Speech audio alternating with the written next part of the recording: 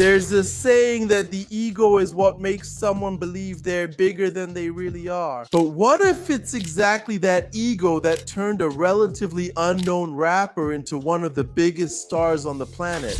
Money, cars, and movie stars, and jewels, and all these things I've got. Girl, your stare, those eyes, Love it when you look at me. I'm not always there when you call, but I'm always on. I got 100. I'm from New The problem is that the same force that took Ja Rule to the top was also responsible for freezing a career that seemed impossible to stop. And today, guys, I want to show you how that happened, and just reminding you that Ja Rule is the only rapper that your boy here managed to interview once in his life, right? Ja Rule, say hello to Brazil, Ja Rule. Hi, what up, man? But before I tell you all that, what's up, Action Crew in the house? Listen, if you're not subscribed to this channel, man, go ahead now, subscribe, leave a like, and turn on notifications. People keep asking me for mentoring on starting a YouTube channel and communicating well like we do here, so check the link in the description. I'll give you my WhatsApp number so you can contact me directly. Let's figure it out together, but hurry. I'm only opening a few spots since I don't have much time. I'm opening a few spots for those interested. We're in this together. Check it out. It's going to be awesome. Let's get to the video, the introduction of a legend. Jeffrey Bruce Atkins was born in February of '76, so the guy turned 50 at the beginning of this year. Born in Queens, New York, Ja Rule was raised by his father and mother at first, but his father passed away when he was 5 years old. And due to a family tragedy, his sister also died, so it was just him and his mother. I mean, since his mother also had to work to support her son, right? Ja Rule had to be raised, Jeffrey at that time had to be raised by his grandparents. His mother worked a lot as a nurse at a hospital in Queens, but you know how it is, right? A child raised by their grandmother has that unique culture and upbringing, right? So one of the things that really shaped young Jeffrey's identity was that he had to attend Jehovah's Witness services with his grandparents. And even today, a lot of people ask if Ja Rule is still a Jehovah's Witness. But in his teenage years, he had to go back to live with his mother in a much tougher neighborhood than Queens was in the 80s and 90s. So inevitably, he had to go out on the streets, and then he started getting involved in those wrong things we all know about. But alongside dealing drugs, young Jeffrey started making his first rhymes. That was the start of his underground phase, along with his first arrests. Around 1993, he decided to take a real chance on rap by joining the group Cash Money Click, or simply CMC, alongside two other members, right? They were Nemesis and Chris Black. And this is where he definitely adopts the name Ja Rule as his stage name, because at first people already called him Ja, right? Which was like a short form of Jeffrey. At that time, his path crossed with the DJ, who, man, would change everything for him, and you probably already know I'm talking about the DJ, J. Irv, who would later be known as the legend Irv Gotti, or Irv Gotti as some people like to say. Irv had just produced the first big hit for rapper Mike Geronimo. And he also managed to sign contracts with labels like Blunt Recordings and TVT Records. Cash Money Click also released some pretty significant tracks like Get to Fortune, which got a music video. Aside from the music video, I Was on 2 Pickups, oh my god, they got shattered. It's Stick Up, They Won't Forget from My Click, which got a lot of play, especially on New York radio stations. It even showed up a lot on The Box Show, which, man, rap classic. Check it out, the biggest going down in the underground. The Click is back, and here we see the first big mistake along the way, right? By hanging out with Irv, the group, man, started doing a lot of dumb things. One of them was reinvesting the money they got as an advance from the record label to buy drugs and resell them. Look at CMC's entrepreneurial mindset. The result of all this was that Chris Black got caught, was arrested, and got 5 years in jail. Then, without a member, the record label decided to permanently shelve the album they were going to release. And man, damn, a trio without a third member would be messed up, right? So man, each member ended up in jail. Ja Rule, in this case, was stuck in a binding contract while Irv Gotti got bigger and started making new moves in New York's underworld to see if anyone would make it. The connection: Jay-Z, DMX, and the birth of Murder Incorporated. Man, as you guys probably know, even while on ice, Ja Rule didn't stop rapping. Irv Gotti was very close to two huge up-and-coming stars from New York, Jay-Z and DMX. Man, that's an important detail. Irv produced the song Time to Build by Mike Geronimo, which actually brought together these rap prospects Jay-Z and DMX, and also Ja Rule. Fresh on the scene with the fuck the next nigga demeanor. You know my work got Man, the chemistry there, the rap alchemy was starting to happen and history was beginning to be made. Irving proved his sharp eye for success by helping Jay-Z's song Ain't No Nigga blow up on the radio, which caught the attention of the giant Def Jam. The label also wanted to sign Ja Rule given the success of Mike Geronimo's song, but man, it didn't work out because he was still tied to his contract with TVT Records. But Irving was really sharp, man. When Def Jam called him to be the A&R, right, which for those who don't know is the person responsible for artists and repertoire at a label, when they offered Irving that title, he said, man, I'll only join your label on one condition. I'll only go if DMX goes with me. That strategy worked really well. DMX went there and saved the label's finances with hit albums at the end of the 90s. I'll talk about that in a video a little later. And with that move, Irving gained so much respect that he managed to get Ja Rule released from TVT and bring him under his wing. So my brother, get ready. Ja Rule's official solo debut for the masses was on the song Can I Get Up by Jay-Z. That song, if you don't remember, was part of the soundtrack for the movie Rush Hour. It ain't even a question how my dough flows. You good if you got those ladies. The track broke into the Billboard Top 20 and won the award for Best Rap Video at the 1999 VMAs. Next, Ja Rule showed his versatility by featuring on the aggressive The Grand Finale by DMX, recorded for the movie Belly, which stars Nas and Method Man. I talk about this movie all the time here on this channel, man. Go for life, ride or die. Those feel pain through love. See eye to eye. Give us one shot. Seeing that Ja Rule had the Midas touch, Def Jam gave $1 million check to Irv Gotti so he could start his own label. That was the birth of the legendary Murder Incorporated Records, the big project of the failed supergroup with Murder Incorporated founded. Man, Irv Gotti definitely already knew he was a big businessman, an entrepreneur, a crazy guy with something no one else had. No one had it, so he wanted to start this thing. The group, formed by Jay-Z, DMX, and Ja Rule. In 1998, they released the song Murdergram for Jay-Z's film Streets is Watching.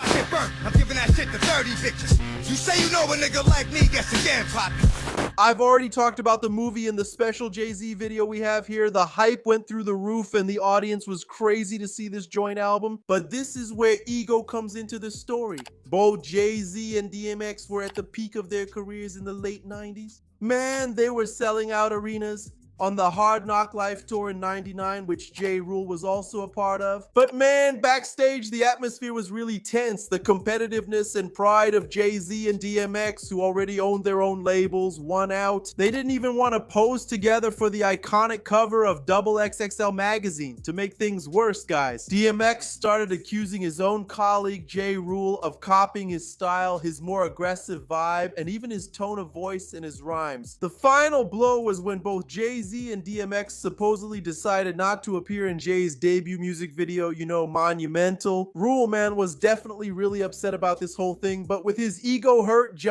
Rule stopped and thought, man, I don't need two giants to become as big as them. Right here, my brother, a legend was born. Here comes Veni Veti Veci and the connection with Brazil. In June 1999, Ja Rule released his first studio album, Veni Veti Veci. The cover featured an imposing image of Christ the Redeemer, and the first single dropped. There it became an instant sensation. To reinforce the flashy rap aesthetic of this song, the music video was filmed right here in Rio de Janeiro in our very own Brazil. Hotter, hotter. Come on, if you rollin' with me, hotter, hotter. It's murder. Even though the album sold half of what Jay-Z and DMX were selling at that time, man, Ja Rule was on everyone's lips. And his album debuted at number 3 on the Billboard 200, which is the main album chart in the United States. So with that, he proved to everyone that he had what it took to reach stardom on his own. The album also had other bangers, like the song It's Murder, where the trio appeared together again. I see you up in the coma. You ain't coming about that. You hold on too long. Daddy's Little Baby with Ronald Island. Ja's imagery is somewhat like God in his chemistry.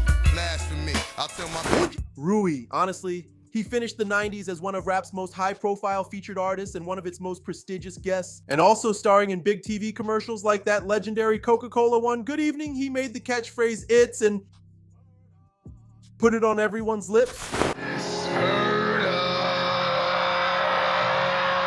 the shift to pop love songs, and the superstar he was about to become. In the year 2000, after releasing the compilation album Earth God Presents the Murders, Ja Rule returned to Brazil for a historic show at Palmeiras Stadium in Sao Paulo with coverage from the classic Yo MTV Raps. But commercially, the big turning point happened in October of that year with the release of his second album, Rule 336. Here, man, Ja Rule made an aesthetic decision that was, yes, calculated, but it changed the course of rap and hip-hop in the early 2000s. It brought him more fans, but also built up a solid base of haters. He, let's say, softened his style, man. He started releasing some really commercial love songs on purpose. And the first single, Right Between Me and You, which was his feature with now Netflix actress Christina Milian, was an absolute hit. Here's my room key. Holla at me while you think I'ma hit it up and look at the nigga. Then came the remix of Put It On Me with Vita and Lil Mo, which reached 8th place on the Billboard Hot 100, besides giving Ja Rule the Single of the Year award at the 2001 Source Awards. Drop like 80, on the down payment, thinking damn, ain't life gravy, and never since from my honey. Music now, the rap purists we always talk about here turned up their noses at this phase of Ja Rule, especially at the first singles from this album. Man, the radio stations, the female audience, the pop crowd, the party people, they loved, and embraced Ja Rule more and more. The album debuted at #1 on the Billboard 200, and that turned Murder Inc. itself into one of the biggest record powerhouses in the United States. He also took advantage of the moment to make his debut in movies, appearing in films like Turn It Up and the parody The Hip Hop Witch. But about Ja Rule in movies, we'll talk about a specific film he was in here in a bit, the absolute peak in global dominance. If the year 2000 was a year of transition for Ja Rule, 2001 and 2002 were years of absolute reign for rap. Man, Ja Rule was literally everywhere. First, he was featured on the remix of singer Jennifer Lopez's song I'm Real. By the way, J-Lo was super hyped at the beginning of the 2000s. The song blew up at the top of the Billboard Hot 100, making the two of them almost like a duo, including iconic and memorable performances of this track.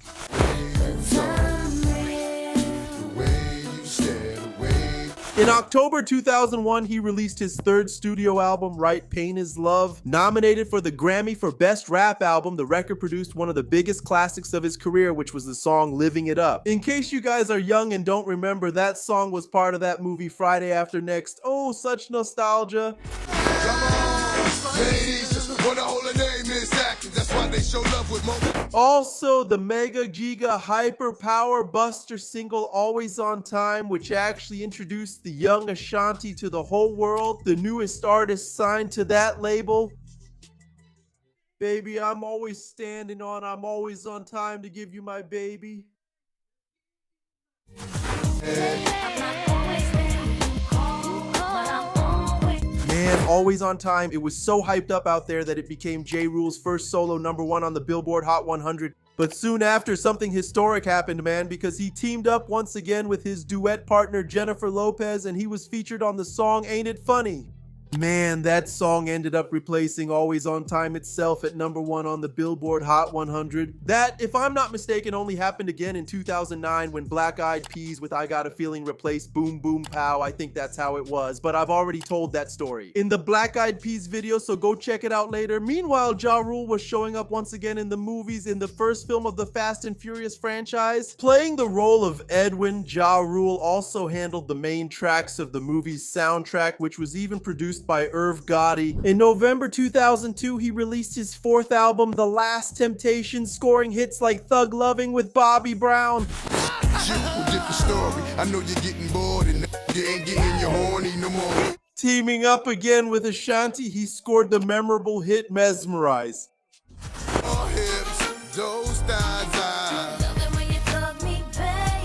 Ja Rule seemed untouchable, but let's be honest, the dark clouds were starting to gather over his career around that time. The fall of the Empire, the FBI, and the arrival of 50 Cent the year 2003 started catastrophically for Ja Rule. On January 3rd, the offices of Murder Incorporated in New York were brutally raided by FBI agents and the police. They were investigating serious allegations of money laundering and drug trafficking involving Kenneth Supreme McGriff, a feared gang leader from Queens who allegedly allegedly used crime money to secretly finance the record label. Man, even though the owners were tried and later acquitted, that period left a stain on the record label that, like I told you, was starting to be seen as a music empire in the United States. The scandal was so bad that it forced them to change their name and start calling themselves just the Incorporated, and it was exactly during the downfall of this institution that elevated Ja Rule that his ego started to crumble. That's because just 4 days after this FBI raid, another rapper, also from Queens, had dropped a major release that is now a rap classic. Yes, I'm talking about 50 Cent, who released In Da Club. The beef between Ja Rule and 50 Cent had been going on since the late 90s, involving physical fights and even an incident where 50 Cent was stabbed by a Murder Inc. affiliate. Arince is probably all looking at my face like, what happened to him? You know, I'm on the streets, man. We riding it out sometimes, man. Gotta rough people up, you know what I mean? It's murder for life. That's not my character. I'm gonna do whatever I gotta do to eat. And then he said that. Hey man, this happened in the studio and man, it was total chaos, but now backed by Dr. Dre and Eminem, man, 50 Cent was untouchable too.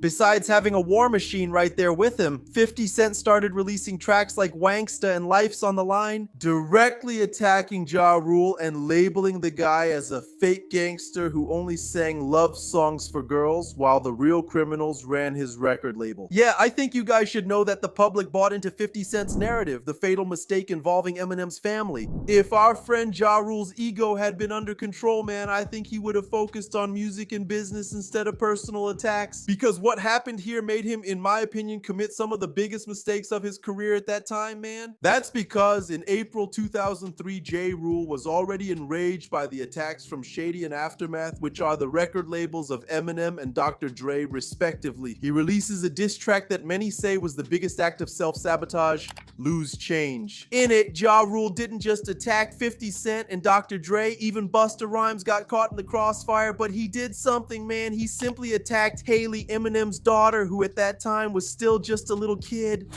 You claim your mother's a crackhead and Kim is a known slut, so what's Haley gonna be when she grows? And messing with Eminem's little daughter was the last straw. The response came like a steamroller. Eminem, Haley, what do you want to be when you grow up, baby? But I don't want to grow up to be like Ja Rule's little dirty ass kid. Man, knock it off and not see you here now. You would never ride with ya. Nah, nah, nah, nah. And I done seen a lot of people cross the line, but this motherfucker Ja must have known it. along with 50 Cent and Busta Rhymes, released the destructive remix of Hail Mary. And the track Bumpy Heads, which, man, nailed the coffin shut and destroyed Ja Rule both lyrically and commercially. Blinded by hatred, Ja Rule released his 5th album, Blood in My Eye, in November of that year. The album was described by many as an album of pure hatred, focused almost entirely on attacking G-Unit and Shady Records. Although singles like Clapback achieved moderate success. Expect that, or get your mind around and get it pushed back. Y'all don't want that. Ja Rule's public image was already messed up. He became a laughingstock in the rap scene and even in the mainstream, and in my opinion, his career over there in the United States never regained the same strength, and his ego also took its toll in the movies.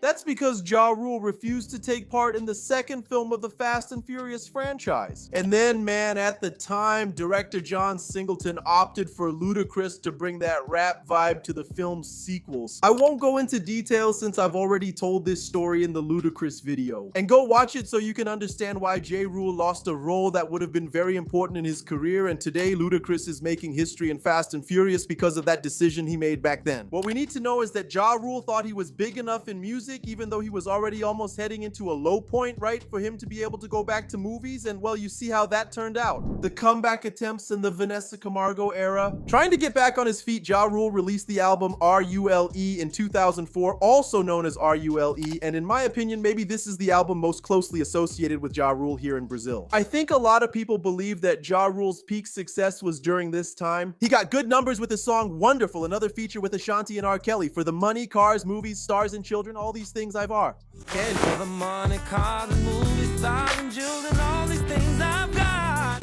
And I don't even need to say that this song played a lot on those video tracks, like the Black Charm DVD at the Street Vendor Stands in Brazil, and also the street anthem New York with Fat Joe and Jadakiss. I got 100 to 100. I'm from New York. But the ties between Murder Inc. and Def Jam were cut in 2004 due to the investigations into the label that we've already talked about. In 2005, he released the compilation Exodus, which marked the end of his era at the label that made him famous. Irv Gotti and his brother were finally cleared of the FBI charges, but the damage to the label's reputation was already irreversible. With little airplay on US radio, Ja Rule found a very enthusiastic audience here in Brazil. In 2005, he even did some tours here, if you remember, and even appeared on TV shows like Caldeirão de Huck, for example. In 2008, he came back for a series of 7 shows, visited the Paraisópolis favela in Sao Paulo, tried some samba moves on TV, and even watched the Flamengo Vasco derby at the Maracanã. But the biggest proof of this Brazilian connection happened around 2009 when he joined Vanessa Camargo and took part in her project O Meu Momento. But he, together with her, sang an English version of this track called Fly, which, man, this song played everywhere, dude. It got played a lot. The single became a huge hit here in Brazil. Man, that We Go Fly, I See the Moon. Man, it got played so much here, my god. For me, nowadays, this song is completely dated, but just by making me sing it here now, I even feel like listening to it. I think I'll even listen to it later. With all this, man, Ja Rule's fans here in Brazil were well served because the guy showed up here several times, man, together with Vanessa Camargo, and he sang this song on a bunch of shows. I remember he sang once on Altas Horas, man, and dude, at that time, Twitter was primitive. It was crazy. Haro was at that time loved around here. But the American justice system, man, started exacting a heavy price from rap, prison, and the era of rumors. Well, old legal problems that Jaro had in the past started to haunt the rapper in the early 2010s. After being caught with a piece in his vehicle after a show in 2007, Jaro pleaded guilty, and in 2011, he was sentenced to 2 years in prison for illegal possession of the gun. To make things worse, he received an additional 28-month sentence for tax evasion for not paying taxes between 2004 and 2006. During Jaro's years in prison, some albums he had previously recorded were released, but you know how it is? Nobody cared. He was finally released from prison in May 2013. But the internet didn't forgive because at that time there was a strong rumor going around that Jaro had come out as gay in prison and that he was leaving his wife, so he could be with his cellmate, whom he had fallen in love with. Angry, the rapper went on Twitter to deny the gossip, posting a photo with his wife and flipping off the haters. He even tried to get back on his feet, releasing a memoir in 2014 and debuting a family reality show on MTV called Follow the Rules, and in 2015 launching a line of sneakers. But the worst fiasco of his life was still to come: the disaster of Fyre Festival and the recent years.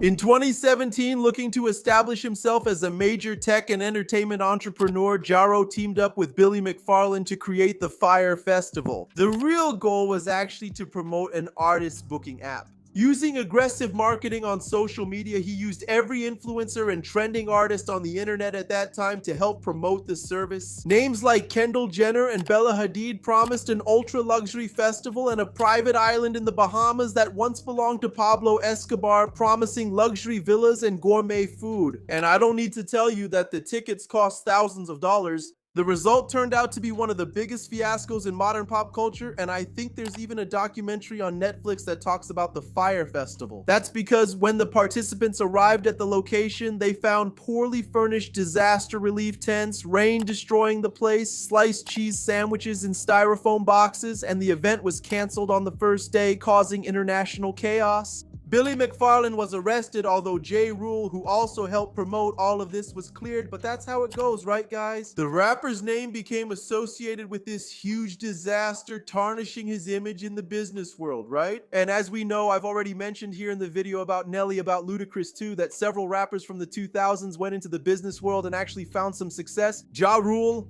at that time, you could say that because of the Fyre Festival, didn't have the same luck. Ja Rule's legacy and the end of the line. In the following years, Ja Rule worked hard to try to clean up his image. He developed live streaming apps, sold NFT art, and in 2021 took part in a highly praised battle on Versus against his old partner Fat Joe to relive the old days. Today, at 50 years old, he manages his premium wine brand, Rosevine, and continues to perform nostalgic shows, even maintaining his strong fan base here in Brazil. Ja Rule's story, man, is not the story of a talentless artist or someone who failed. On the contrary, Ja Rule shaped, man, hip-hop, R&B, and the charts around the world, especially in the United States, which is the main music market, right, man? He shaped all of that in the early 2000s. If not for him, we wouldn't have those who followed with the same vibe. But some hip-hop experts say that Ja Rule's downfall, you know, the drop in popularity, the falling out with his partners, all of that happened because of his ego. The ego that made him turn down movie franchises, the ego that made him pick an unnecessary fight, you know, against 50 Cent and Eminem when his label's empire was already crumbling under FBI scrutiny. And man, I think I have to agree a little with those experts, because Jeffrey Atkins, he conquered the world, but he let his pride paralyze his empire a bit, which, man, was getting big. Of course, it wasn't just pride. There were some circumstances that happened, and that happened to other rappers too. But in Ja Rule's case, man, I think he could have gone much further.